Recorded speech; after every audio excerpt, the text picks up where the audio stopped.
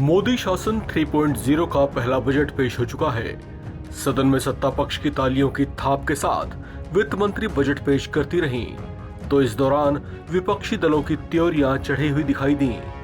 इस बजट की बीजेपी के नेता और एनडीए के दूसरे सहयोगी दल खूब तारीफ कर रहे हैं। खुद प्रधानमंत्री नरेंद्र मोदी ने इस बजट को देश के आर्थिक विकास को गति देने वाला बजट बताया है, तो वहीं इस पर लोकसभा में नेता विपक्ष राहुल गांधी ने जमकर तंज कसा।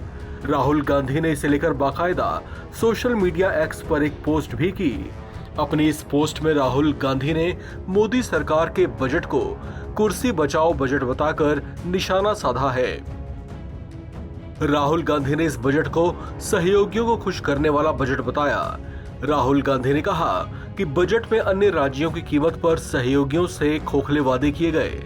राहुल गांधी बोले कि ये बजट अपने मित्रों को खुश करने के लिए लाया गया है। उन्होंने खुलकर अंबानी और अडानी का नाम तो नहीं लिया, लेकिन इशारों इशारों में कहा कि इससे एए का फायदा होगा और आम भारतीयों को कोई राहत नहीं मिलेगी।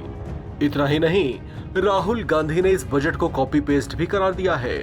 राहुल गांधी का दावा है कि ये बजट कुछ और नहीं बल्कि कांग्रेस के घोषणा पत्र और पिछले बजट से ही कॉपी किया गया है। देश के आम बजट पर राहुल गांधी के अलावा कांग्रेस अध्यक्ष मल्लिकार्जुन खड़गे ने भी इस पर केंद्र की मोदी सरकार को आड़े हाथ लिया। खड़गे ने भी इस बजट को कॉपी पेस्ट बताया।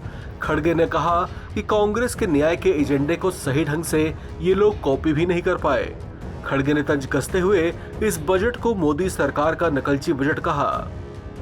मल्लिकार्जुन खड़गे ने केंद्र सरकार को घेरते हुए कहा कि मोदी सरकार का बजट अपने गठबंधन के साथियों को ठगने के लिए आधी अधूरी रेवड़ियां बांट रहा है ताकि एनडीए बची रहे।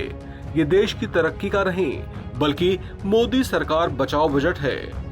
कांग्रेस के वरिष्ठ नेता शशि थरूर ने भी इस बजट को निराशाजनक बताया, जबकि केंद्र के बजट पर शिवसेना यूबीटी की सांसद प्रियंका चतुर्वेदी ने कहा कि मुझे लगता है कि इस बजट को प्रधानमंत्री सरकार बचाओ योजना कहा जाना चाहिए, क्योंकि उन्हें एहसास हो गया है कि अगर वे अगले 5 वर्षों के लिए इस सरकार को बचाना चाहते हैं तो उन्हें अपने गठबंधन सहयोगियों की खुशी की आवश्यकता होगी।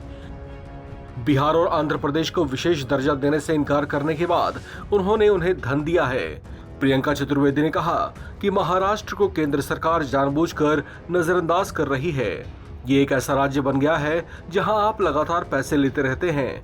हालांकि विपक्षी नेताओं की ऐसी प्रतिक्रियाओं पर बीजेपी नेताओं का कहना है कि विपक्ष देश को गति देने वाले बजट के प्रावधानों को हजम नहीं कर पा रहा, इसी वजह से वे ऐसा अनर्गल बयान दे रहे हैं। इस खबर में फिलहाल इतना ही। बाकी अपडेट्स के लिए आप बने रहें एनबीटी ऑनलाइन के साथ।